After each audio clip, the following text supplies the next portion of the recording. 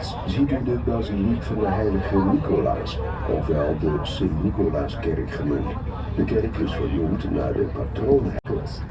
It devotes itself in particular to the vulnerable people in the city and has a key role for the inhabitants of the inner city. Rechts sehen Sie die Basilika des heiligen Nikolaus.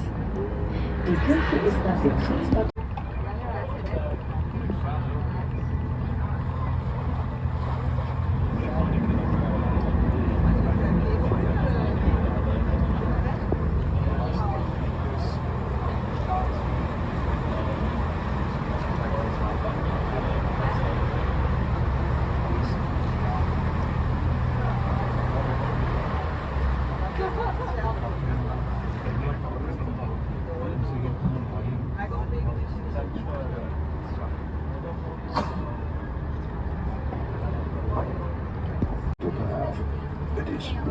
voor te stellen dat hier in de 17e eeuw grote bedrijvigheid heerste bij het laden en lossen van de schepen van de West- en Oost-Indische compagnieën die hier op zee lagen.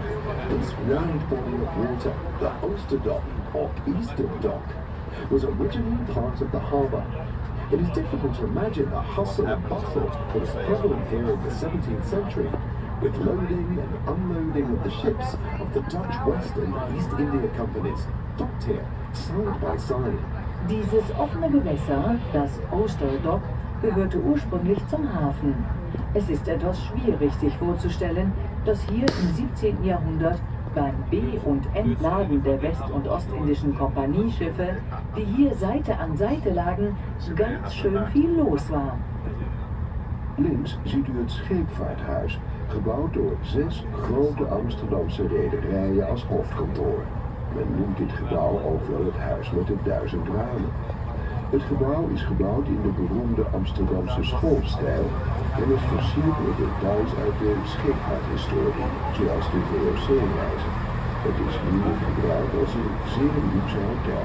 Looking to the left, you will see the Scheepvaarthuis, shipping house, built by 6 major Amsterdam shipping companies to serve as their head office. This building is also known as the House with 1,000 Windows.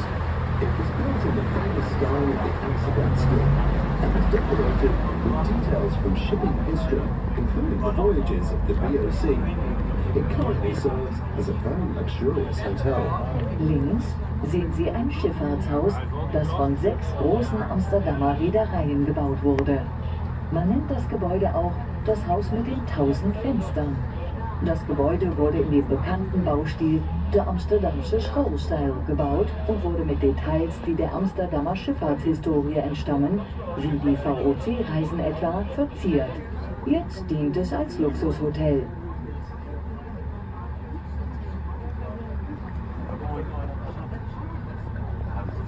We waren nu in de oude binnenhaven van Amsterdam, de Kromme en de Oude Waal. De schepen lagen hier achter de sluis, beschermd tegen de on the Oude Waal.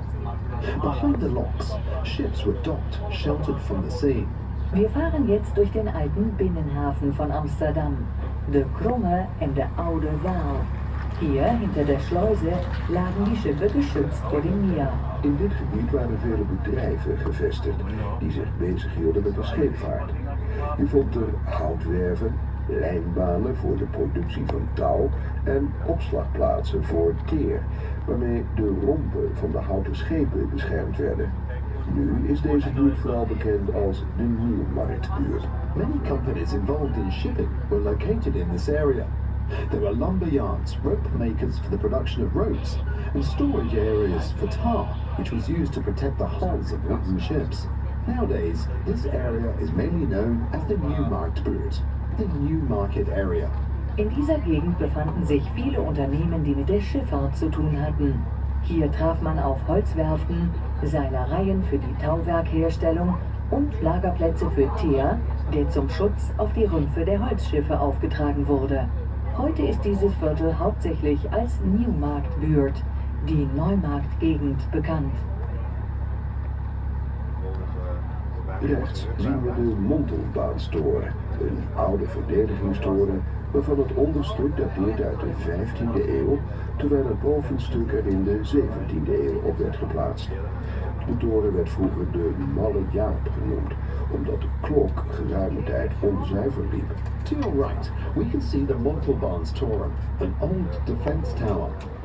The bottom part of the tower dates back to the 15th century, while the top part was built onto it in the 17th century. In the past, the tower had the nickname Malayabi, or CJ, because the clock was off for a considerable time.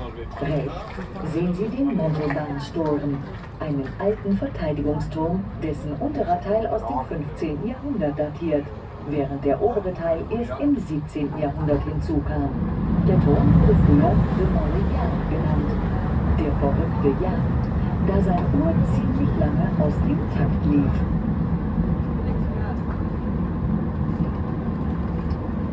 De gracht waar we nu in varen is genaamd Oude Schans, ook alweer zo'n oude verdedigingsgracht van de stad. Aan uw rechterzijde bevond zich vroeger de stadsmuur. The canal we are sailing now is called Oude Schans, or Old Ramp.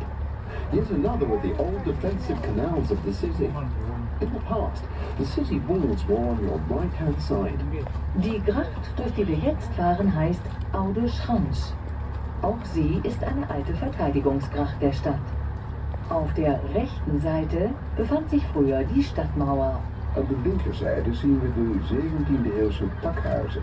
Vele ervan heeft men in de loop der jaren verbouwd. Deze verbouwingen zijn nogal radicaal geweest en men heeft weinig of geen rekening gehouden met de prachtige 17e-eeuwse stijl waarin deze pakhuizen waren opgetrokken. On our left-hand side, we can see warehousing, the lockkeeper's house of the St. Anthony Lock. This was once one of the seaworks of Amsterdam. Rembrandt once lived behind it, in a house with the window shutters. This is the Rembrandt house. Links oben an der Brücke steht ein sehr schiefes Häuschen. Das Schleusenwächterhäuschen der St. Antoni-Schluis. Früher war es eine der Amsterdamer Seeschleusen. Rembrandt wohnte hinter dem Häuschen, im Haus mit den Fensterläden, dem Rembrandtshuis. Het tweede huisje van de hoek is het Rembrandtshuis. It sprang up as a place to trade in the middle of the Jewish quarter of Amsterdam. The market was open from Monday to Saturday.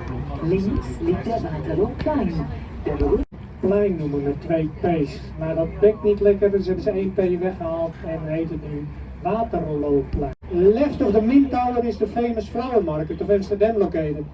The Mint Tower.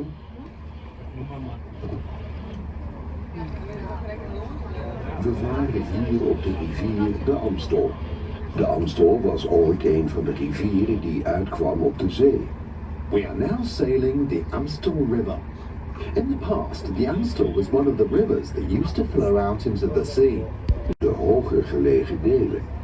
De eerste bewoners waren vissers en boeren. The first inhabitants settled. Dort, was später Amsterdam heißen soll, niedergelassen. Die ersten Bewohner bauten ihre Häuser an höher gelegenen Stellen. Es waren hauptsächlich Fischer und Bauern. The Blau. Die Blau der Stadt. Diese Beginn des 17. Jahrhunderts errichtete Brücke erinnert durch ihren Namen an die ursprüngliche, wesentlich schmalere Brücke, die sich davor an dieser Stelle befand.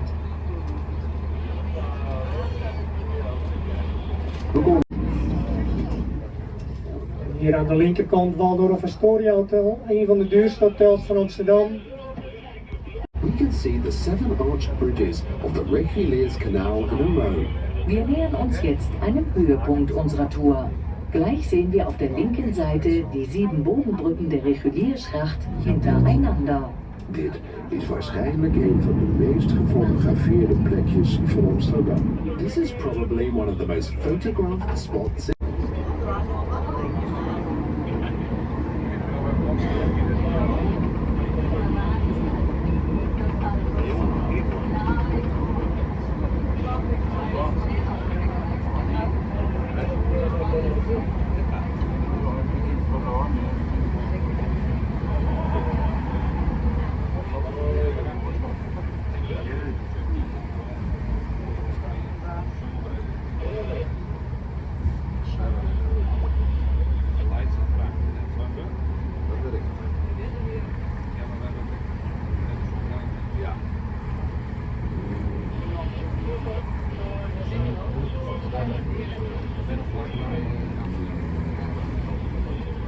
1 met het balkon en de marmeren zuilen is de ambtswoning van de Amsterdamse burgemeester. To your left, the house at number 502 with the balcony and the marble pillars is the official residence of the Mayor of Amsterdam. Das Gebäude links mit der Hausnummer 502. A single family would have lived there. The door underneath the stairs was strictly for the use of staff members. Jetzt fahren wir durch die Goldene Kurve, in der im 17. Jahrhundert die reichsten Kaufleute wohnten. Wer es in dieser mächtigen Handelsstadt geschafft hatte, musste es natürlich auch zur Schau stellen. So entwarf man Häuser mit besonders breiten Eingangstüren und kleinen Oberfenstern. Der Effekt war, dass das Haus hierdurch noch größer und höher wirkte. Diese Häuser nutzt man jetzt als Banken, Bürogebäude oder Konsulate. Früher wurden diese Häuser von einer Familie bewohnt. Die Türe unterhalb der Treppe war ausschließlich fürs Personal. De Iep is de boom van Amsterdam. Al meer dan 400 jaar staat de Iep langs de grachten en behoort deze tot het werelderfgoed. Er is geen plek ter wereld waar nog zoveel iepen bij elkaar staan. Elke lente strooien meer dan 75.000 iepen in miljoenen zaadjes uit over de stad. The typical tree of Amsterdam is the elm, and it has stood along the canals for over 400 years, and they belong to our World Heritage. There is no house in Amsterdam, the booming sloot. The interesting thing is that these houses are directly on the water, just like in Venice. Rechts sehen Sie eine der schmalsten Grachten Amsterdams, den Beulingsloot. Das Besondere daran ist, dass die Häuser geradewegs am Wasser stehen, genau wie in Venedig.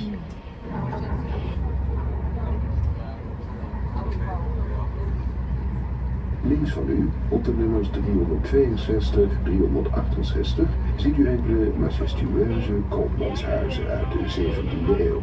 To your left, at numbers 362 to 368, you can see some magnificent merchant houses from the 17th century.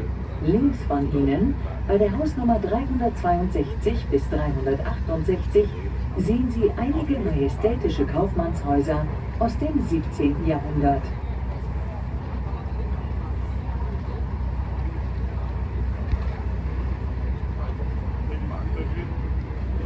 Let u ook eens op de gevels van de huizen die we hier aan de linker en aan de rechterzijde zien. Er zijn vele soorten gevels, maar de meest voorkomende zijn de trapgevel, de klokgevel, de halsgevel, de lijstgevel en de tuit- of trechtergevel. U ziet dat als de Ark van Noach of een spreekwoord, bijvoorbeeld ken uzelf. You will find Gable Stones on the facades of many of the houses in Old Amsterdam. Very often, these stones are related to the profession or the family names of the residents that lived in these houses in the past. Old gable stones often depict biblical scenes, such as Noah's Ark, or a proverb such as Know Thyself. In den Fassaden vieler alter Häuser in Amsterdam finden Sie sogenannte Gevelstenen, eine Art Wappenstein. Oft weisen diese Wappensteine auf den Beruf oder den Familiennamen der Bewohner hin, die hier zu früheren Zeiten gewohnt haben. Ältere Gevelstenen illustrieren oft biblische Szenarien, wie die Arche Noah oder ein Sprichwort, beispielsweise Ken uzelf, kenne dich selbst. Amsterdam is in 2010 door UNESCO op de Werelderfgoedlijst geplaatst. UNESCO riep de Amsterdamse grachtengordel uit tot een binnenstad met een geslaagd voorbeeld van vroeg moderne stedenbouw in Europa. De renaissance-ideeën over de ideale stad zijn toegepast op de Hollandse grachtenstad. De regelmatige vorm van de grachtengordel is op de tekentafel tot stand gekomen. Er is geen 10 feet below sea level. Die meisten Häuser und Gebäude wurden auf Pfählen gebaut, weil der Boden so weich ist. Wenn die Flut in der Nordsee aufkommt, liegt Amsterdam 1,5 Meter unter dem Meeresspiegel. Unser nationaler Flughafen liegt sogar 5 Meter unter dem Meeresspiegel.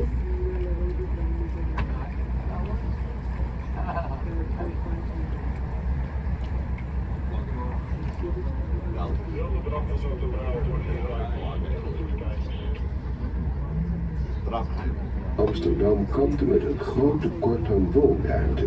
Daarom gingen mensen vroeger uit noodzaak wonen op een boot, waarvan we hier enkele zien liggen. Vandaag de dag is dat wat anders. Woonschepen zijn tegenwoordig zeer geliefd om op te wonen. Alle woonboten zijn aangesloten op alle voorzieningen. Er worden zeer hoge bedragen betaald voor deze drijvende huizen. Amsterdam was facing a major housing shortage, forcing people to live on boats in the past. Some of these boats we see moored in this area. These days, the situation is very different. Houseboats are highly sought after nowadays.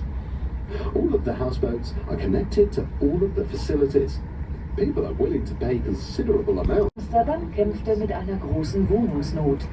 Aus diesem Grund zogen viele Bewohner notgedrungen in ein Hausboot, von denen wir hier einige sehen. Heute verhält es sich etwas anders. Hausboote sind gegenwärtig sehr beliebt.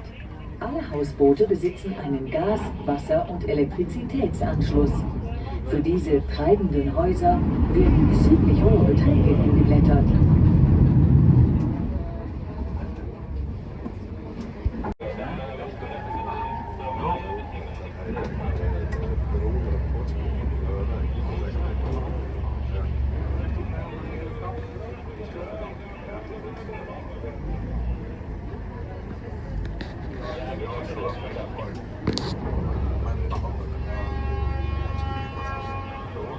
Vele Amsterdammers hebben fietsen. Fietsen is een van de snelste manieren om door de stad te reizen. Vandaar dat u ook zoveel fietsen overal geparkeerd ziet staan. Het is een van de grootste parkeerproblemen in Amsterdam. Dagelijks haalt de gemeente honderden fietsen weg die verkeerd geparkeerd staan. Er zijn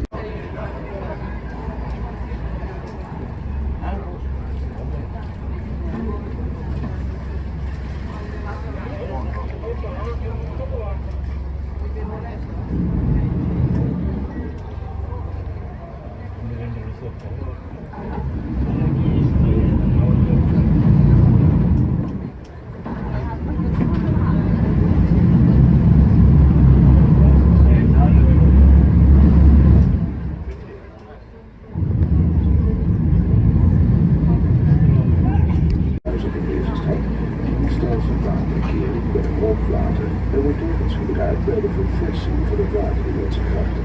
Voor de goede verversing van het water heeft men per dag 600.000 kilometer water nodig. Bedrijven water van de Rijn via het Amsterdam Canal en van het IJsselmeer. Het vuile water wordt afgevoerd via het Noordzeekanaal. Just like all of the other locks in the city, it serves as a flood defense at high tide, and it's also used for the water change in our canals. Remember, to transfer water properly, 600,000 cubic meters of water is needed per day. Water in from the Rhine River, connected by the Amsterdam Canal, and if needed, from the Amstel River. The polluted water is drained off through the Noordzeekanaal. The North Sea Canal. Diese Schleuse funktioniert bei Hochwasser als Wechselschleuse, genau wie die anderen Schleusen der Stadt, und wird zur Wasserreinigung der Grachten eingesetzt. Für eine ausreichende Reinigung werden 600.000 Kubikmeter innerhalb von 24 Stunden benötigt. Das Wasser des Rheins bekommen wir über den Amsterdam Tower und über das Canal. Das schmutzige Wasser wird durch den Nordseekanal abgeführt.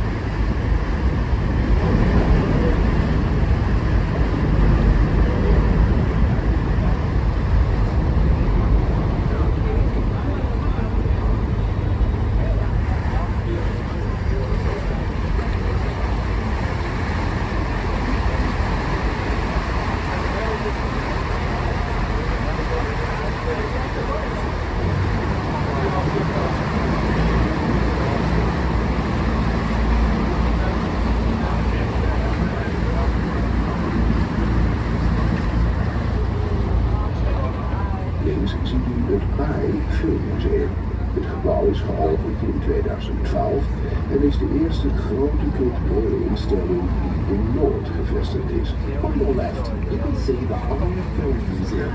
The building was opened in 2012. and it is the first major cultural institute located in Amsterdam North. Links sehen Sie das Filmmuseum. Das Gebäude wurde 2012 eröffnet und ist die erste große kulturelle Einrichtung, die in Amsterdam Nord errichtet wurde. Links zien u de Amsterdam Tower. Dit was het vroegere hoofdkantoor van Shell. Hier is het bedrijfsende weg voor creatieve en innovatieve bedrijven. U kunt het gebouw bezoeken. Op het dak kunt u genieten van het uitzicht en als u durft te schommelen. To the left, you can see the Amsterdam Tower, which used to be the headquarters of Shell. Now it's a vibrant place for creative and innovative companies. You can visit this building. It offers an amazing view from the roof and a great swing, Vivitar. Links sehen Sie den Amsterdam Tower. Hier war der frühere Hauptsitz von Shell. Jetzt bildet der Turm eine Brutstätte für kreative und innovative Unternehmen. Den Turm kann man besuchen. Auf dem Dach können Sie die Aussicht genießen und wenn Sie sich auf die Schaukel trauen, de Amsterdam van Europa. Bijna 100 meter vanaf de grond en als je in de schummel zit, ga je ook over de rand van het gebouw.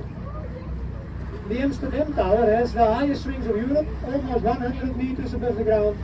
And when you're sitting in the swing, then you're going over the edge of the building, the Amsterdam Tower. A very nice view over the whole big part of Holland.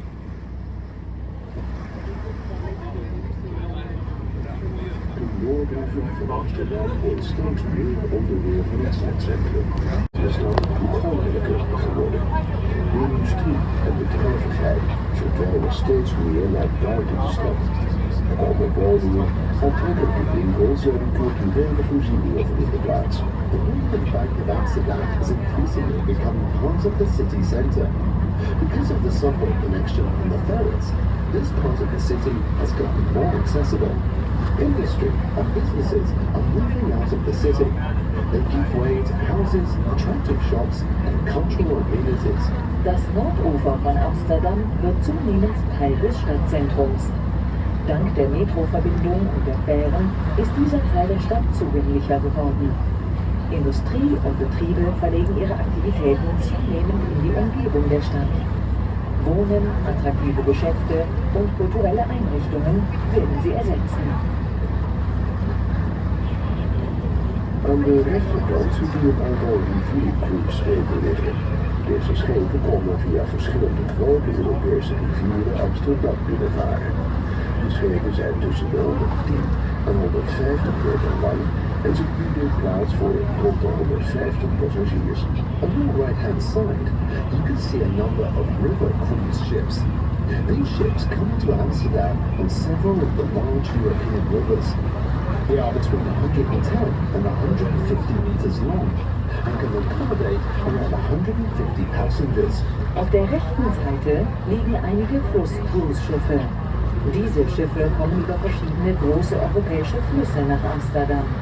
Die Schiffe haben eine Länge zwischen 110 und 150 Meter und bieten Platz für ungefähr 150 Passagiere.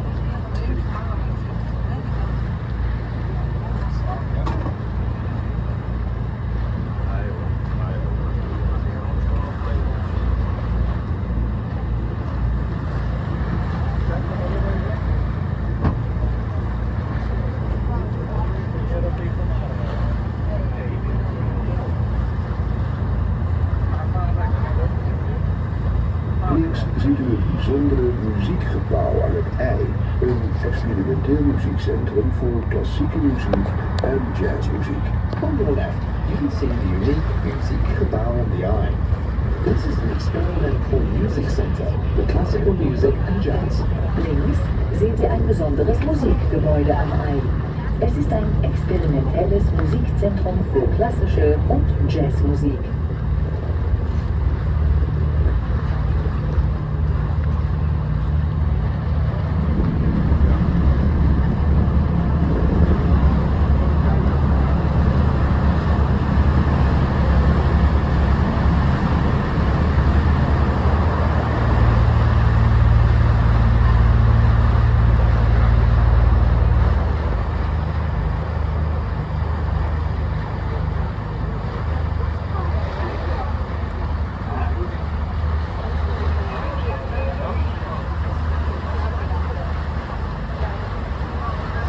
Hier aan de rechterkant ziet u zo meteen een heel groot glazen gebouw. Here on our right hand side you can see a very big glass building. When I say very big, I mean very big. Dit is het nieuwe hoofdkantoor van, schrikt u niet, Booking.com. This is the new head office of Booking.com. So if you book your journey by Booking.com, where's your money going to? Declared by many to be one of the most beautiful libraries of Europe. Rechts sehen Sie das außergewöhnliche Bibliotheksgebäude aus dem Jahr 2007. Entworfen wurde es von Joe Coonan, von vielen als eine der schönsten modernen Bibliotheken Europas bezeichnet. Rechts een drijvend Chinees restaurant.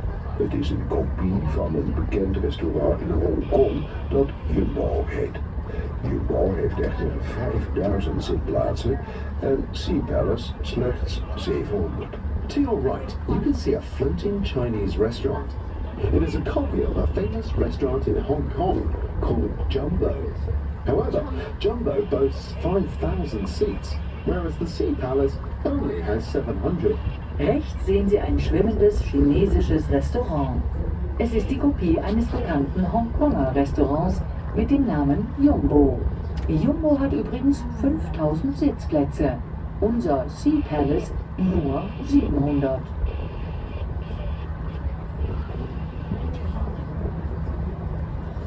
En er is een grappig verhaal over de Sea Palace. There's a funny story about the Sea Palace and the opening of the restaurant. They invited 800 people, but they made two miscalculations because 800 Dutch European people are longer, bigger, heavier than 800 Asian people. That was miscalculation one. The second one is this restaurant is floating on fresh water. The Jumbo was, not is, but was floating on salt water, and the density of salt water is higher than the density of fresh water. So this restaurant was leaning to one side and almost began to sink. But the real Jumbo sank in the ocean when they were changing from spot. In the wind, he was capsized. How do you call it? Went to the sea bottom. Aan de rechterkant het Hotel van Hilton met bovenop een dak de Skylands. En Skylands adverteren in de Nederlandse vakbladen dat ze het mooiste uitzicht boven de stad Amsterdam hebben. On our right hand side, Waldorf, the Hotel by Hilton. With on top of it, they bought the Skylands, and they advertise that they have the most beautiful panoramic view over the whole city Amsterdam. The Skylands.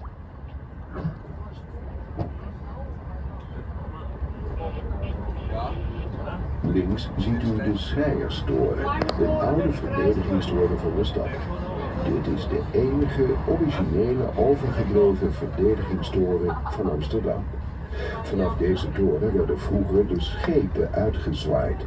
Daarbij zal menig treintje gevallen zijn. Het verhaal gaat dat daar ook de naam Schreierstoren vandaan komt. To your left, you can see the Schreierstoren, or Tower of Weeping, one of the old defense towers of the city. This is the only original defense tower left in Amsterdam. From here, people would wave goodbye to their loved ones, leaving on ships in the past. Many a tear would have been shed in this place, and it's believed that's how it got its name. Links sehen Sie den Schreierstoren, ein alter Verteidigungsturm der Stadt. Er ist der einzige noch erhaltene Originalverteidigungsturm von Amsterdam.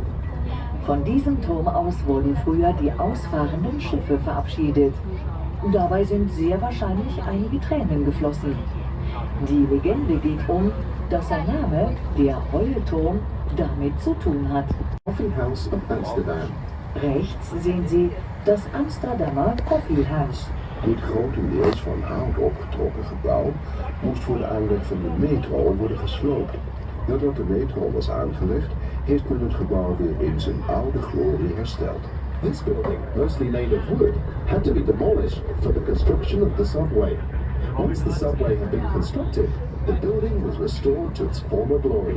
Dieses zum größten Teil aus Holz erbaute Gebäude musste dem Bau der Amsterdamer Metro weichen.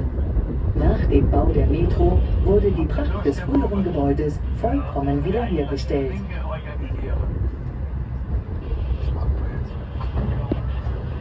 komen nu aan het einde van onze rondvaart. De directie van Rederij Plas hoopt dat deze rondvaart maar niet genoeg is geweest en dat u tevreden bent over de wijze waarop de kapitein u heeft rondgevaren. Mocht u van uw tevredenheid blijk willen geven, dan dank deze u bij voorbaat.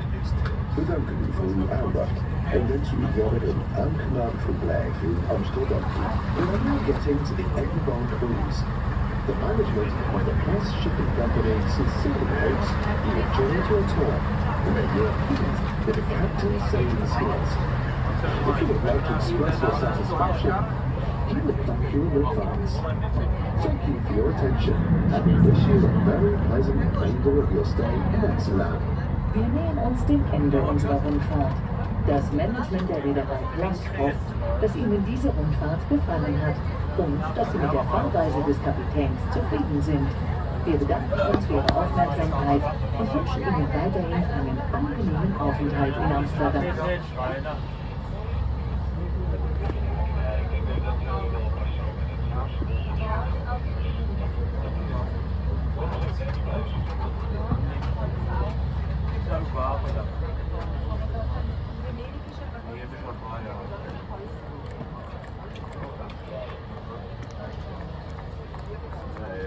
Nee,